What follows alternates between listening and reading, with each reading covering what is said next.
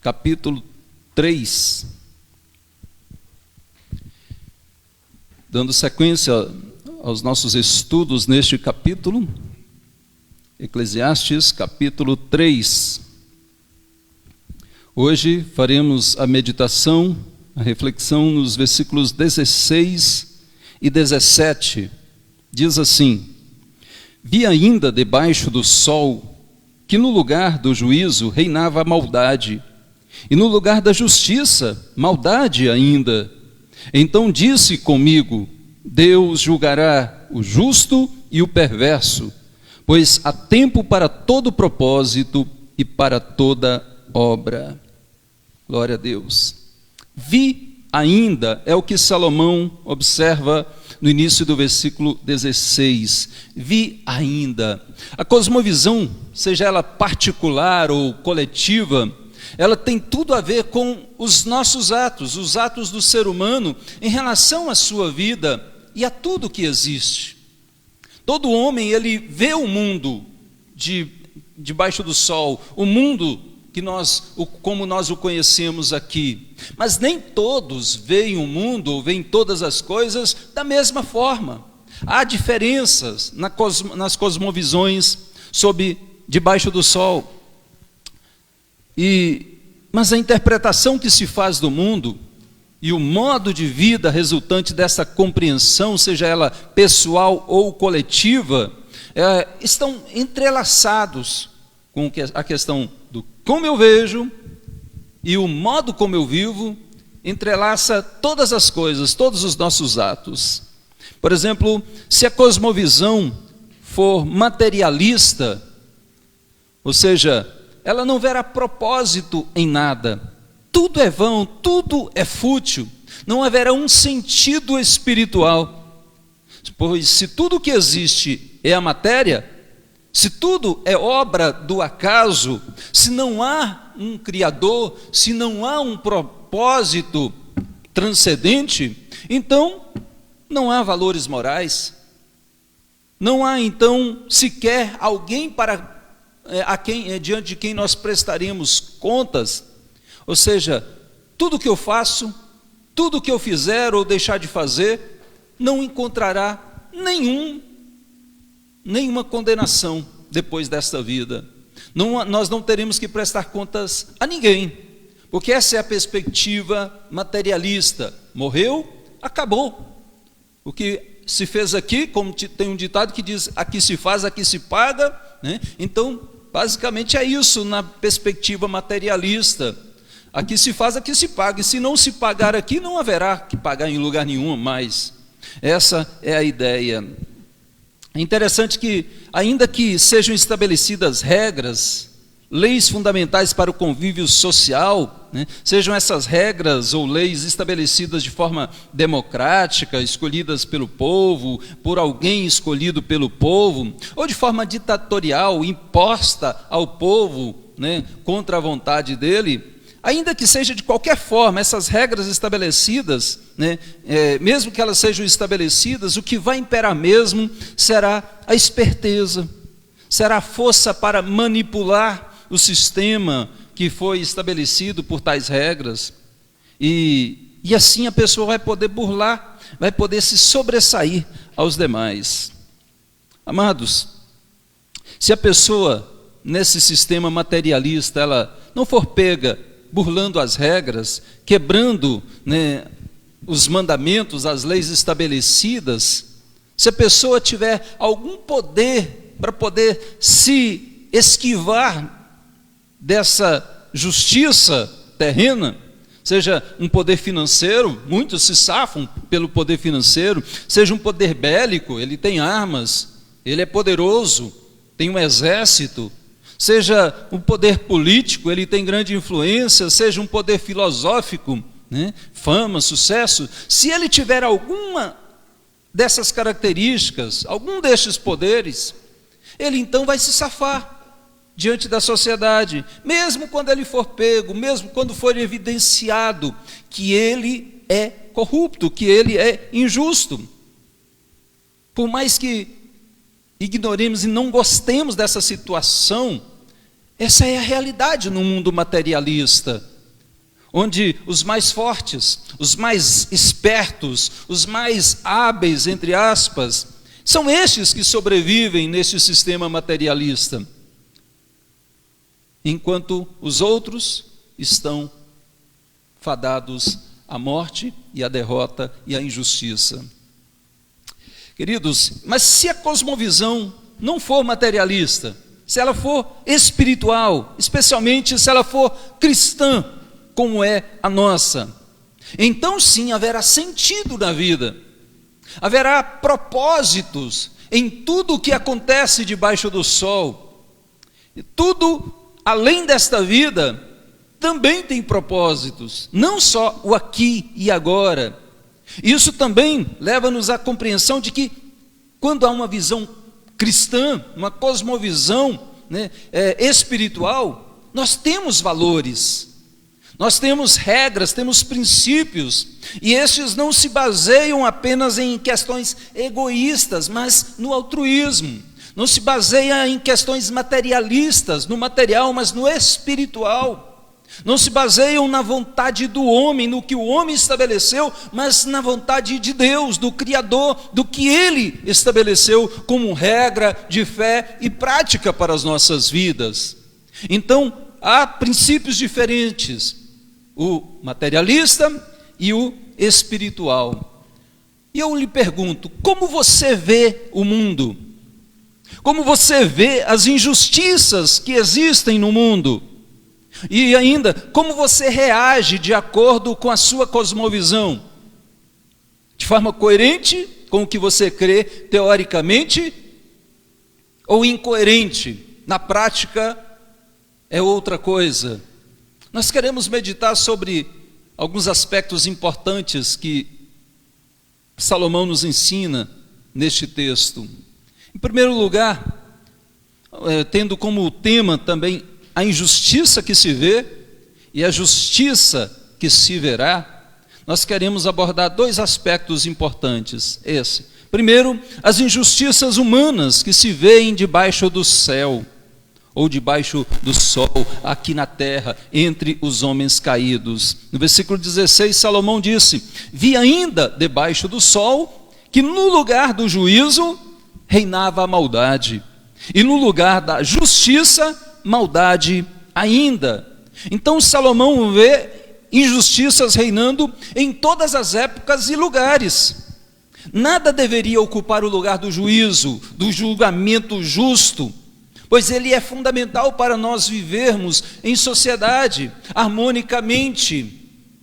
A justiça é fundamental, é importante, é necessária para toda a sociedade, sem falar de que nós temos um Deus justo e que exige essa justiça de nós e que não compactua com a injustiça. Mas debaixo do sol, por todo lado que se olha, é possível ver a maldade, é possível ver a injustiça, a perversidade acontecendo. É isso que nós olhamos e vemos, e não só Salomão, pois isso não é uma novidade da nossa época. Isso não é uma característica exclusiva do nosso país. Ao lermos aqui, poderíamos até ver, parece que Salomão está falando do nosso Brasil, dos nossos políticos. Mas ele viu isso em todas as épocas e lugares. Na realidade, essa corrupção do homem está presente desde a queda do homem, desde que o primeiro casal se corrompeu e pecou, caiu diante da tentação de Satanás, e o pecado entrou no mundo, a corrupção tomou conta. Essa corrupção do homem, ela também é conhecida por nós presbiterianos reformados como depravação total. A nossa teologia esclarece, mostra, identifica os princípios bíblicos de como a queda do homem afetou o ser humano por completo, em todas as áreas da sua vida, emotivas, psicológicas, no seu modo de ver, no seu modo de pensar, no seu modo de agir, na sua vida espiritual. Em todos os aspectos o homem foi afetado.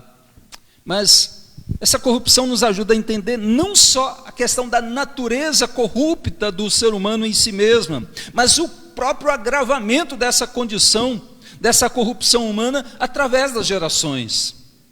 E aqui Salomão vai nos dizer, é maldade, eu vi maldade, e a palavra hebraica também pode ser traduzida por ilegalidade, ele viu. Mas ele continua dizendo, e mais maldade ainda, e mais iniquidade ainda. Ou seja, é maldade reinante, é maldade que se impõe e usurpa o lugar da justiça. E ele viu isso de forma generalizada. Amados, se Deus não interviesse em diversas vezes e de diversas formas no decorrer da história humana, essa corrupção humana já teria chegado ao seu ápice com seu poder destruidor e teria acabado com todas as coisas. Graças a Deus, Ele não nos deixou entregues a nós mesmos, a nossa própria vontade, a nossa própria natureza decaída. Em sua soberania, o Criador, Ele tem propósitos em todas as coisas, como Salomão tem nos mostrado aqui. E debaixo do sol ele estabeleceu o tempo, o modo, o lugar para cada um desses propósitos. Nós estamos diante de um Deus que é compassivo e misericordioso para conosco. Nós, como já vimos nos estudos anteriores, desse capítulo 3, o homem ele tem grandes responsabilidades debaixo do sol. E além das consequências imediatas que ele sofre, decorrentes do seu erro imediato, ele também ainda será responsabilizado pelos seus atos, por todos esses atos, não apenas a consequência agora do seu pecado, ele ainda será responsabilizado pelos seus atos, pelas suas palavras, pelos seus sentimentos, pelos seus pensamentos, e também será responsabilizado pela sua omissão. A Bíblia deixa bem claro para nós essas verdades. E nós queremos então analisar essa questão do juízo. Muitos têm medo do juízo, muitos têm medo do julgamento, mas o julgamento ele é bom, ele é necessário, o julgamento justo. O que deveria de fato ser temido é a corrupção do juízo. O que deveria ser temido é a parcialidade no juízo, no julgamento. Isso sim deve ser rejeitado por todos os homens, porque isso é abominável para Deus e é terrivelmente prejudicial para nós, para o nosso convívio em sociedade e para o nosso convívio também espiritual. Mas ele não viu essa maldade reinante, essa injustiça reinante em todos os lugares, em todas as épocas. Ele viu também isso reinando entre as autoridades. O rei viu a maldade, a injustiça reinando. Veja só, entre os governantes, tanto aqueles governantes que são escolhidos pelo povo democraticamente. Naquela época era raro isso acontecer, ou não se existia de certa forma, ou aqueles impostos de fato, tanto um quanto o outro se encontrava injusto, reinando de forma injusta. Entre os juízes da terra, a maldade, a injustiça também estava reinando. Entre aqueles de quem se esperaria a justiça plena, completa, a preservação das leis e o maior respeito por elas, eles são encontrados falhos. Aqueles que são investidos de poder para legislar, para interpretar, para defender, para executar as leis, eles são achados quebrando-as, manipulando-as, eles são achados negociando essas leis, esses valores, e muitas vezes eles acabam impunes, ou quase sempre, debaixo do sol, eles acabam ficando impunes. Nos nossos dias, especialmente no nosso Brasil, nós vemos um festival de habeas corpus, soltando bandidos. Nós vemos brechas propositais deixadas nas leis, ou achadas onde nem existe. Onde nem existem, mas eles acham, os juízes acham. Nós vemos 2 pesos e 2 medidas constantemente no nosso país. Um fato, ou mesmo fato, recebe 2 sentenças diferenciadas. Um é deixado impune, o outro é colocado em prisão. Mesmos fatos, são 2 pesos e 2 medidas na nossa justiça. Salomão viu tudo isso. Parece que ele estava olhando para os inúmeros processos arquivados. Ele estava olhando para sentenças que ficam prescritas por falta de julgamento, ou pela procrastinação neste julgamento. E assim, nós encontramos vários inocentes aprisionados, presos ou às vezes até mortos, enquanto os culpados estão soltos, usufruindo dos frutos da sua corrupção, da sua injustiça. E Salomão, ele disse isso lá em Provérbios, veja, se o juiz declarar inocente um homem que é culpado, será amaldiçoado e odiado por todos. Olha só, se o juiz declarar inocente um homem que é culpado, será amaldiçoado e odiado por todos. Nós temos princípios na Bíblia de obedecer às autoridades, de ser submissos às autoridades, né? Mas aqui nós vamos encontrar Salomão dizendo que há tempo para amaldiçoar esses juízes com tais práticas, porque o mal que eles fazem à sociedade é muito grande. Há tempo de odiar, né? Como nós vimos, há tempo de amar e há tempo de aborrecer até as autoridades. Veja, isso está em Provérbios 24, 24. O que justifica o perverso, Salomão também diz, o que justifica o perverso ou o ímpio, né? E o que condena o justo, abomináveis são para o Senhor, tanto um quanto o outro são abominação ao Senhor. E ainda acerca das leis injustas socialmente, nós encontramos o profeta Jeremias decretando vários ais. Deus, através do profeta, decretando vários ais. Eu quero destacar o que está em Isaías 10, versículos de 1 a 2. Ele diz: ai dos que decretam leis injustas, dos que escrevem leis de opressão, para negarem justiça aos pobres, para arrebatarem o direito aos aflitos do meu povo, a fim de despojarem as viúvas e roubarem os órfãos. Então, neste caso, o juízo foi feito imediatamente ali através dos assírios, que Deus trouxe isso no meio do povo. Então, há muitas leis injustas sendo decretadas para oprimir o povo, para oprimir o fraco. E o rei Salomão, ele foi um homem que se tornou muito famoso, especialmente logo de início, por causa da sua aplicação da justiça. Teve um caso específico, como aquele das 2 mães, que estavam disputando um bebê vivo.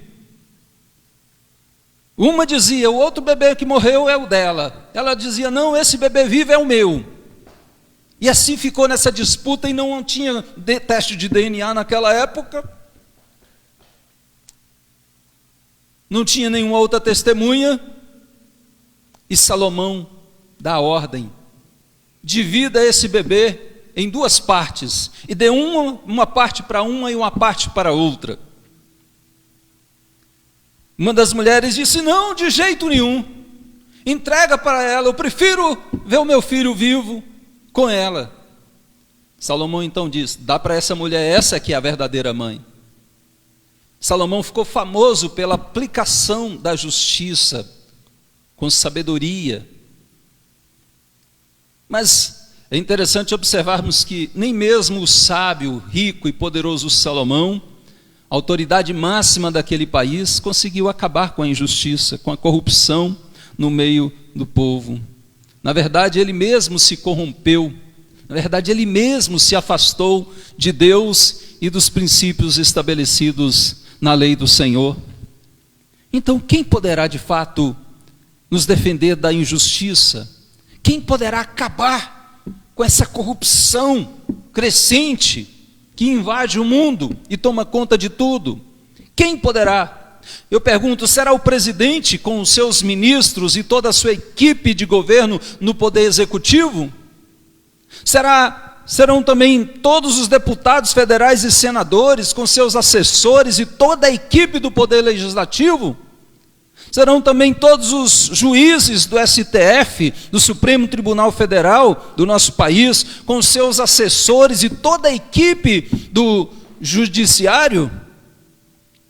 Será que, unindo ainda todos os governadores e deputados estaduais, todos os prefeitos e vereadores e as suas equipes de governo?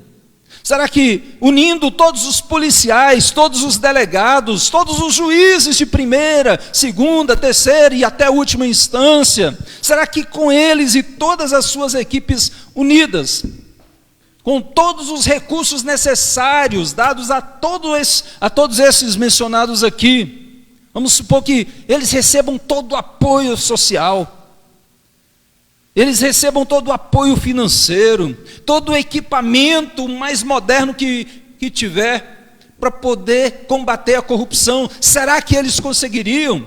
Se eles assumissem todos juntos um compromisso de combater a corrupção, sinceramente, e eles declarassem, nós vamos combater a injustiça, será que eles conseguiriam? Não, meus amados. Na verdade, todos eles já assumiram esse compromisso. Todos esses, ao serem investidos de autoridade, eles juram perante a lei, perante a Constituição, e alguns até perante Deus, de que eles serão combatentes da injustiça, da corrupção, mas na verdade eles não conseguiram e se viram ainda envolvidos nessa corrupção. Eu vejo que quanto maiores os recursos, os investimentos contra a corrupção, parece que também são maiores ainda os números de corruptos que aparecem, especialmente entre estes que recebem os recursos para combater a corrupção. Eles se veem na corrupção. Não há um justo sequer, exceto Jesus, o justo, o Filho de Deus. E o ladrão lá na cruz, que são dois ladrões, um de um lado, outro do outro, e Jesus ali no centro, um ladrão disse e reconheceu, olha, nós estamos sendo bem justiçados, a justiça está sendo aplicada em nosso caso, porque nós fizemos o mal, nós roubamos, e a lei diz que nós deveríamos ser crucificados e mortos, de fato, a justiça está sendo aplicada, e esse mesmo ladrão diz, nós somos justiçados, mas esse aí, Jesus, ele nada fez de mal, ele ajudou, ele fez o bem, e ele está sofrendo uma injustiça. Então, houve esse reconhecimento da justiça sendo aplicada a eles, mas a injustiça sendo aplicada ao nosso Senhor Jesus. Salomão viu, debaixo do sol, a injustiça, a maldade e ainda mais maldade reinando sobre a terra. Ele também vê injustiças reinando, não só entre as autoridades, ele vê a injustiça reinando entre o povo em geral. Salomão viu a injustiça, a ilegalidade, a maldade dentro de Israel, entre o seu próprio povo. E ele também viu a injustiça reinando fora de Israel, entre aqueles povos onde ele visitava, onde ele ia negociar. Ele via a injustiça em todos eles, no meio da população. Mais generalizada do que a injustiça nos tribunais, entre as autoridades governamentais, está a injustiça entre o próprio povo. Muitos da população subornam, e subornam até as autoridades, ou então aceitam suborno para se calarem, vendem o voto, adquirem produtos roubados, ou produtos pirateados. Isso tudo é injustiça. Fazem negócios baseados em mentiras. Dentro da população, não devolvem o produto que foi encontrado, que não lhe pertence, é alheio. O número é muito grande entre estes, no meio do povo, que é injusto e age com injustiça.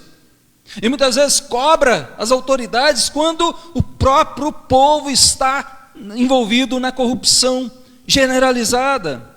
Ou seja, querem ver a lei aplicada aos outros, mas não a si mesmos. Não aos seus, para o meu, misericórdia, compaixão, perdão. Mas para os outros, justiça, aplicação, rigor da lei. Estes é a corrupção, é dois pesos e duas medidas dentro da nossa sociedade. As injustiças fora dos tribunais, elas são tão ou mais destruidoras, inclusive pela opinião popular. Eu quero entrar nesse ponto aqui porque é incalculável o número de pessoas que são condenadas pela opinião popular. Você já viu alguém massacrado sem ter a oportunidade de se defender? A opinião popular já o escrachou, já o matou moralmente, verbalmente, fisicamente. Esse já foi linchado pela própria população e não teve sequer a chance de se defender. Um fato mal contado, uma conversinha de uma pessoa aqui, que passa para outra pessoa ali, tudo isso, amados, é instrumento de injustiça sobre a terra, e muitas vezes causa mortes, deixa pessoas amarguradas, feridas mortalmente, e esses ainda dizem: olha, eu juro que isso é verdade, eu ouvi de alguém que ouviu pessoalmente, e ele declara que é verdade, e eu acredito nele, mas não fala que fui eu, não abra o bico. Se alguém te perguntar, esse é o julgamento popular, essa é a injustiça que destrói vidas, que destrói famílias, que destrói ministérios, porque essa injustiça ela é reinante em muitos lugares. E na igreja então? Eu quero perguntar, e na igreja, será que há condenação ou condenações injustas? Salomão viu injustiça reinando entre o povo, mas entre o povo de Deus também. Israel não é um povo qualquer. Israel é uma nação santa, uma nação de sacerdotes, um povo de propriedade exclusiva de Deus, é o povo eleito do Senhor, que deveria dar exemplo. E aqui nós aprendemos que a injustiça ela não está restrita aos povos pagãos, ela está dentro dos arraiais israelitas, e ela se encontrava naqueles dias e se encontra hoje dentro dos arraiais da igreja, no meio do povo que se chama pelo nome de Deus. É possível ver a injustiça, vi ainda a maldade, e mais maldade ainda. Agrava-se a situação quando se relaciona com a igreja.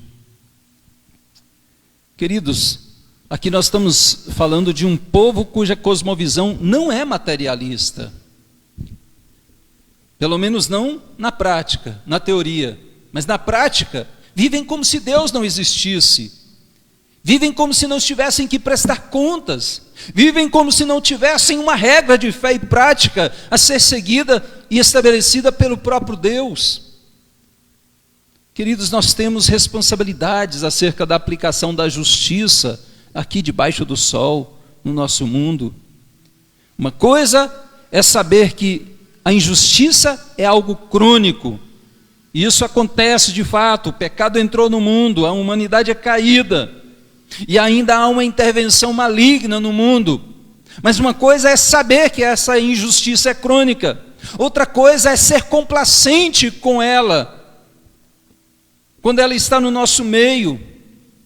E o crente, ele deve ser totalmente diferente. Ele deve seguir os princípios bíblicos, como nós lemos aqui. Ele deve denunciar todo tipo de injustiça. Ele viu? Ele deve denunciar todo tipo de injustiça. Deve se esforçar e clamar a Deus pelo estabelecimento da justiça. Jesus diz que bem-aventurados os que têm fome e sede de justiça, porque serão fartos. Então o crente precisa ter essa fome e essa sede de justiça. Entre o povo separado, que deveria viver exemplarmente, de modo santo, aos que vivem como se Deus não existisse, e acreditando às vezes até que Deus aprova os seus atos injustos, acreditando que eles não terão que dar contas a Deus em nenhum momento.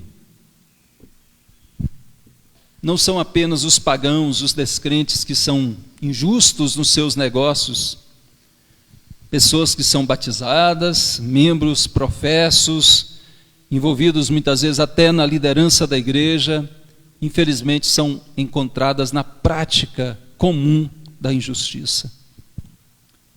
E olha que o povo de Deus, ele tem dádivas especiais, ele tem dons preciosos de Deus nesse combate à injustiça, nessa luta contra a corrupção, contra a maldade.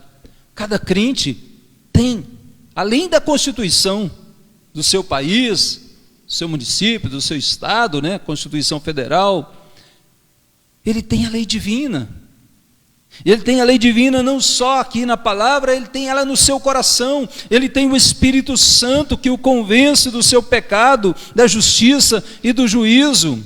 Ou seja, então ele tem regras de fé e prática, e ele tem uma orientação espiritual, ele tem o Espírito Santo dentro de si.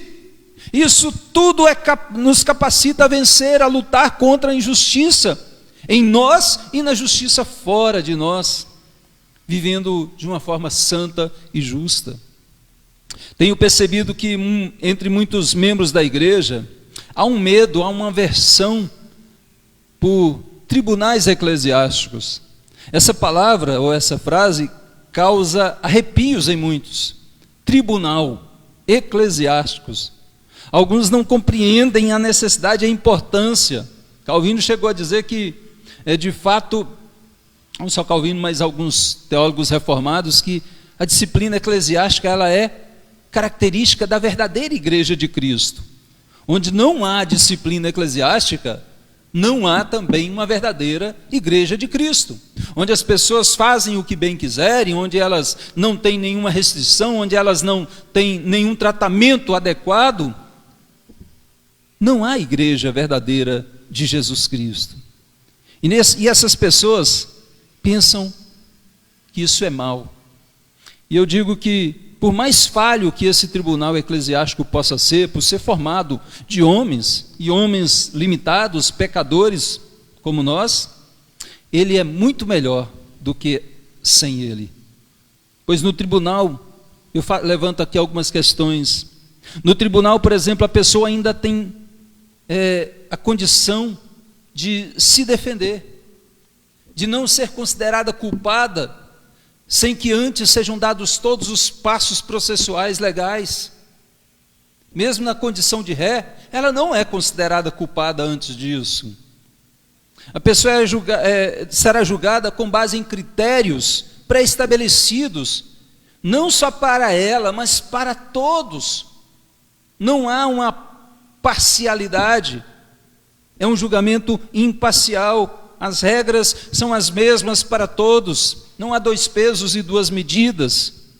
A pessoa tem o direito também de saber e de imediatamente ser informada do teor da sua acusação, do que ela está sofrendo alguma acusação. Mas quando não tem o tribunal, essa pessoa não sabe nem por quê ela foi linchada verbal, física e moralmente perante a sociedade, de forma que não tem mais conserto à situação. A pessoa é impiedosamente massacrada, por exemplo, nos grupinhos de irmãos.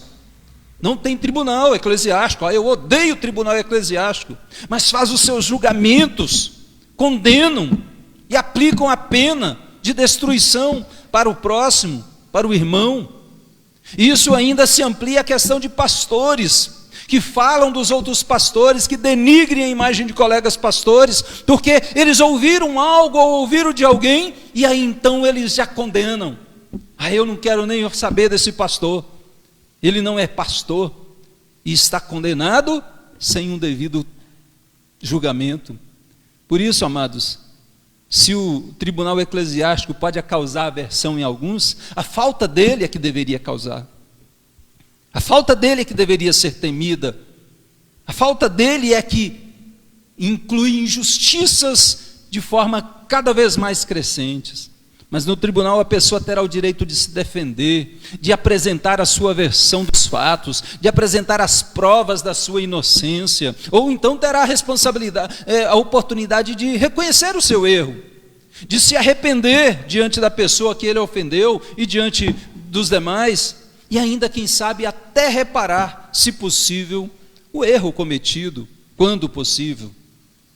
Se a pessoa não ficar satisfeita ainda com as decisões do tribunal eclesiástico, com os membros que julgaram a sua causa, ela ainda tem direito de recorrer a uma instância superior. No caso da igreja, se não ficar satisfeito com a decisão do conselho, pode recorrer ao presbitério, ao sínodo, ao Supremo Concílio da igreja. Ou seja, o tribunal, por mais que as pessoas não entendam e temam, ele é bom, é necessário, é muito importante para o bem da igreja e para que a justiça seja aplicada. A ausência dele é que gera injustiças cada vez mais crescentes, porque fica aleatório, fica de forma parcial, a dois pesos e duas medidas, julga um e julga outro de forma diferente. E no geral, meus amados, eu tenho visto que as pessoas que têm os seus erros tratados biblicamente, à luz da palavra, elas permanecem firmes na igreja, e muitas vezes crescentes. Muitos destes que foram outrora tratados em um tribunal eclesiástico, eles hoje são pastores, são líderes, mas por outro lado também algumas pessoas que não aceitaram ser tratadas pelas autoridades instituídas por Deus, seguindo os passos estabelecidos na própria palavra de Deus. Muitas dessas pessoas, elas saem da igreja e vão doentes, sem serem tratadas e curadas, de uma igreja para outra, de uma igreja para outra, de pecado em pecado, e ainda se julgam vítimas, e ainda culpam aquela igreja de onde eles saíram. É preciso entender essa nossa dinâmica, a dinâmica bíblica do tratamento, ele é fundamental. Muitos que ficam arrogantes e soberbos não aceitam de fato a disciplina, o tratamento da justiça, tal como estabelecida na palavra de Deus. Esses sofrem. E eu conheço alguns que não se submeteram a esses princípios bíblicos da disciplina e preferiram continuar no erro, preferiram continuar carregando os fardos pesados do pecado, não só da consciência, mas das consequências destes pecados, que vão só se alastrando para eles e para as pessoas próximas deles. O melhor caminho é o tratamento com justiça. Então, amados, as injustiças se veem entre os homens debaixo do sol. Mas eu quero falar sobre a justiça divina que se verá. Não só as que se veem hoje, tanta injustiça, tanta maldade e mais maldade, mas a justiça divina que se verá. Veja que o versículo 17 se interpõe ao 16, e onde se vê apenas aqui a desilusão e o desespero diante do mal crescente, surge então a confiança, a esperança de que isso vai mudar, de que a impunidade não permanecerá.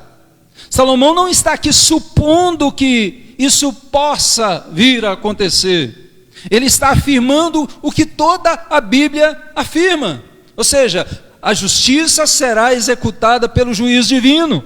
Observe o versículo 17. Então disse comigo: Deus julgará o justo e o perverso, pois há tempo para todo propósito e para toda obra.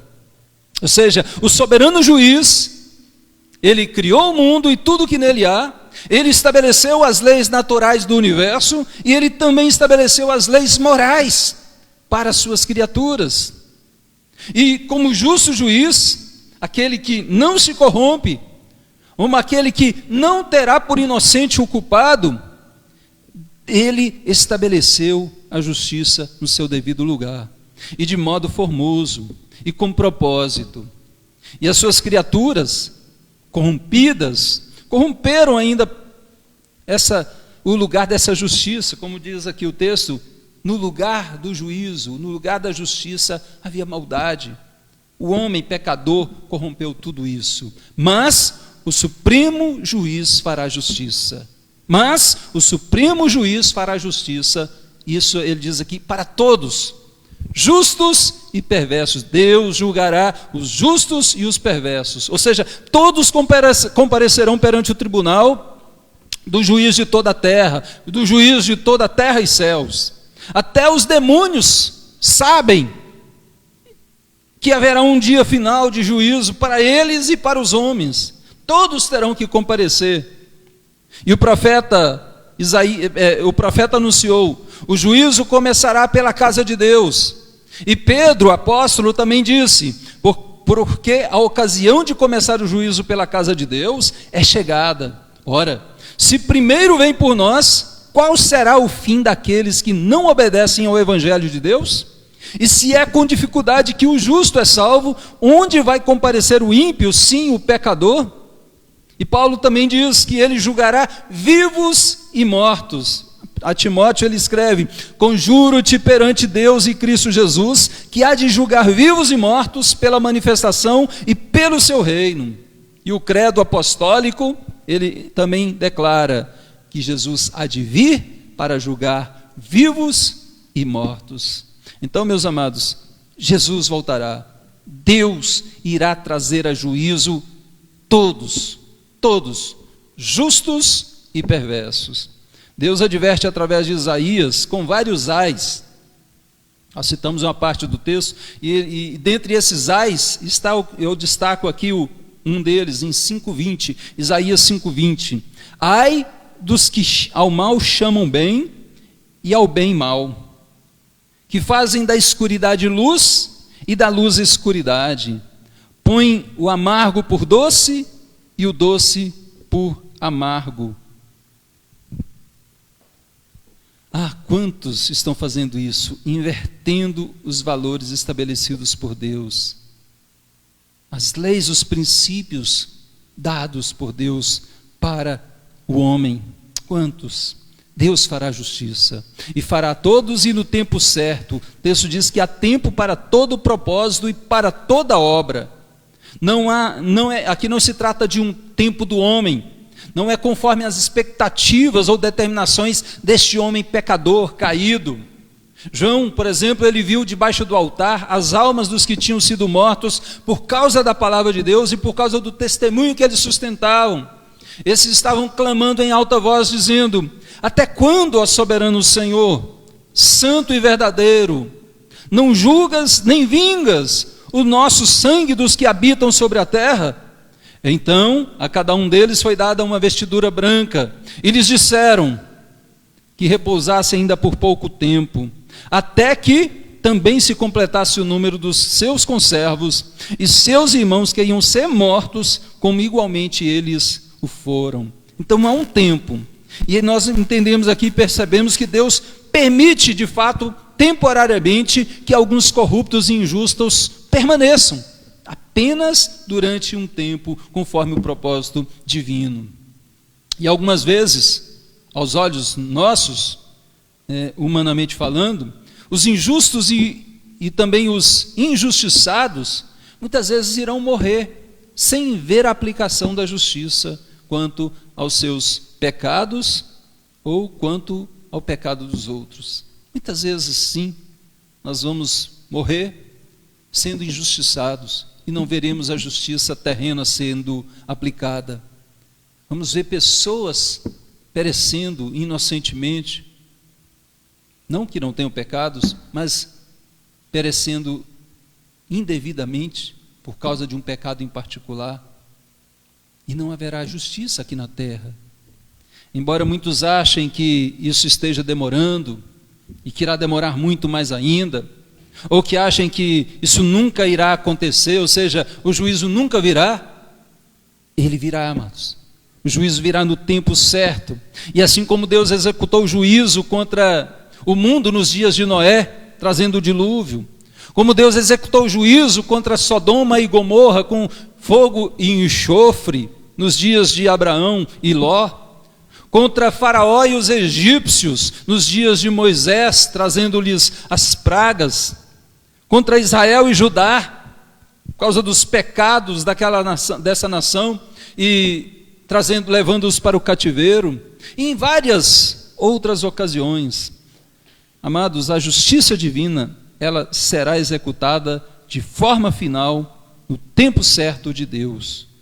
Deus já agiu, e Ele continua agindo, e Ele agirá de forma final e completa no tempo dEle. Assim como Jesus também, os seus apóstolos anunciaram, o dia do juízo divino. Há um dia certo e determinado para o acerto de contas. Os homens e os demônios podem não saber o dia exato, podem não saber, o momento em que isso acontecerá de forma exata, mas tanto os demônios quanto os homens conhecem os sinais, estão apercebidos de que esse dia está próximo. Temos consciência de que esse dia chegará em breve. E será também de modo certo. Ou seja, serão apresentadas as provas completas e incontestáveis da condenação do injusto. Todas estão registradas no livro de Deus. E esses injustos verão porque estão justamente sendo condenados. E ali serão aplicadas as penas conforme a aliança estabelecida pelo Deus Criador com o homem criado. Cada um será julgado pelas suas obras. Ninguém será salvo ou justificado pelas obras suas, mas todos serão condenados. Todos os condenados serão condenados por causa das suas obras más. Então, há um modo certo e há um propósito certo. Há tempo para todo propósito debaixo do céu. E o propósito é manifestar a justiça divina diante de todos os atos de injustiça praticados pelos homens. E o propósito é manifestar a glória de Deus, o soberano Senhor, Criador dos céus e da terra. Aquele que criou, governa todas as coisas. Amém? Eu quero concluir, amados, essa mensagem de hoje dizendo sim, como Jesus nos ensinou lá em Mateus capítulo 5, versículo 6, bem-aventurados os que têm fome e sede de justiça, porque serão fartos. Nós cremos nisso. Mas a nossa esperança de justiça não se limita a esta vida debaixo do sol. Nós esperamos confiantes a volta de Jesus, o qual julgará vivos e mortos, justos e injustos. Por um lado, nós sabemos que Ele não está alheio às injustiças que acontecem no mundo. Deus não está olhando ou está esquecido, está ignorando tudo que está acontecendo, essa maldade crescente. Não, Deus não está alheio. Mas por outro lado, nós sabemos que a sua justiça será cabalmente aplicada no grande e final juízo divino. Haverá esse dia do juízo. Então a pergunta é: como podemos lidar com as injustiças debaixo do sol? Enquanto esse grande dia não chega do juízo, como nós podemos lidar com as nossas responsabilidades de cristãos? Nós, cuja cosmovisão não é materialista. Nós sabemos que não é morreu, acabou. Nós sabemos que há uma vida além desta. Há um juízo depois deste, diante do qual nós teremos que prestar contas. Nós sabemos. Então, como lidar com isso? Eu diria, não fechando os olhos diante das injustiças, não sendo complacente, não nos calando, mas como os profetas do Senhor, devemos identificar a injustiça, vê-la, identificá-la e também denunciar toda injustiça em toda a esfera da sociedade, seja lá fora da igreja ou dentro da igreja. Injustiça é injustiça e não deve ser tolerada, não devemos ser complacentes, não devemos nos calar. E também devemos dar o exemplo pessoal e o exemplo eclesiástico, como instituição, como igreja neste mundo, levando uma vida santa e justa, dentro e fora da igreja. E se você apoia a corrupção, por exemplo, dos políticos, se você vota em político corrupto, se você de fato compactua com toda essa ilegalidade e justifica atos criminosos, atos do nosso judiciário, do nosso legislativo, do nosso executivo, justifica só pelo fato de você gostar de tal pessoa, você está sendo injusto. Na verdade, você está contribuindo para o crescimento e o agravamento da corrupção. Você está se calando, mais do que se calando, está contribuindo para isso. Então, não apoie a corrupção política, em qualquer que seja a esfera. O culpado deve ser justiçado. A lei deve ser aplicada para um e para outro da mesma forma, sem parcialidade. Não vote, não defenda, não apoie políticos corruptos, sejam eles quem for. Então, vamos agir como cristãos, vamos entender que a injustiça que se vê sobre a terra, um dia será castigada, porque a justiça se verá. Cristo está por vir, e nós todos compareceremos perante Deus. Vivamos como crentes e não como descrentes, como quem crê num juízo que virá, vivendo coerentemente com o que nós cremos. Que Deus te abençoe, em nome de Jesus. Amém.